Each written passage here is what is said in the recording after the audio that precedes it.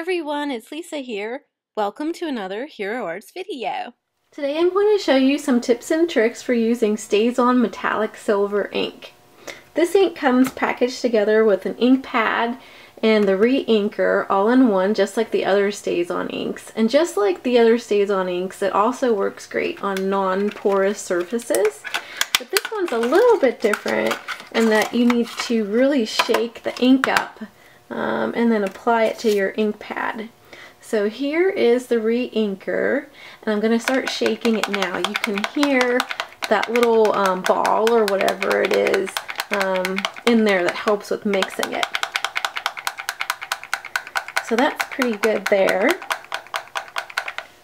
Then you're going to go ahead and put some of the ink on the ink pad. You'll need to do this for every 10 to 20 stamps, depending on how big your stamp is that you're using. And then you take your little spatula and then go ahead and scrape the ink across so it's nice and even on there.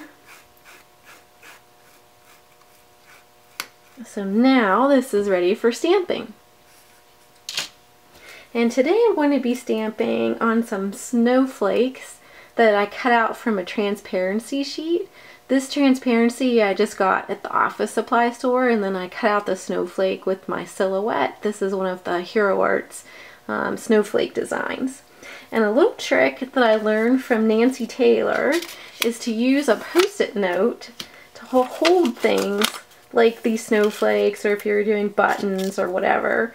The post-it note just holds it in place when you're stamping, and that way you can move it around easy.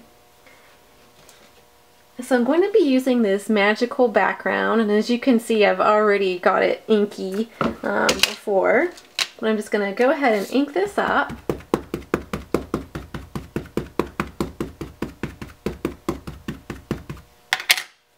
And then stamp right on here.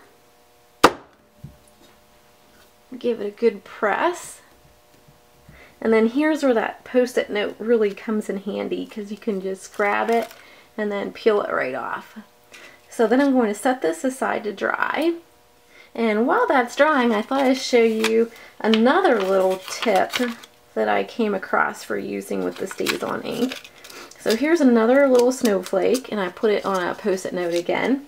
And now what I'm going to do is I'm going to shake up the re-inker again, and then I'm going to squeeze some of the ink out onto the lid that comes with the ink pad. This is like an interior lid to keep the ink pad from drying out as fast.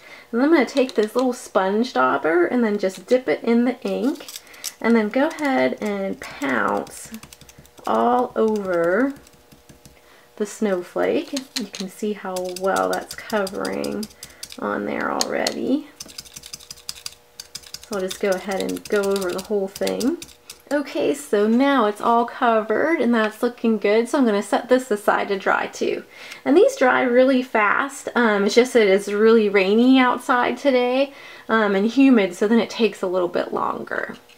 So now that we're done with the ink pad, I'm going to show you this clear interior cover again. It just goes right on top of your ink pad like that, and that helps it keep from drying out as fast. And then put the lid back on and put it all back in the case, and you're ready for next time.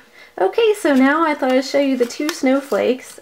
First the one that we did first with the dots, and you can see it's really shiny and pretty on there. And then one more trick with this kind of a snowflake. It doesn't show up that well just on its own or on like white. You can barely see all the little dots when it's on the white. But if you cut a similar size, I mean it's already an identical size snowflake, and then you put it right over top, and now you can see the dots really well. So let me tilt that so you can see all the pretty dots on there, shimmering in silver. Okay, now our second snowflake is dry, so I thought I'd just show you this one too. I'm going to go ahead and peel it off of the Post-it note, and you can see how the silver metallic ink looks really pretty on the paper too, but it's really meant for non-porous surfaces like this acetate that I got from the office supply store.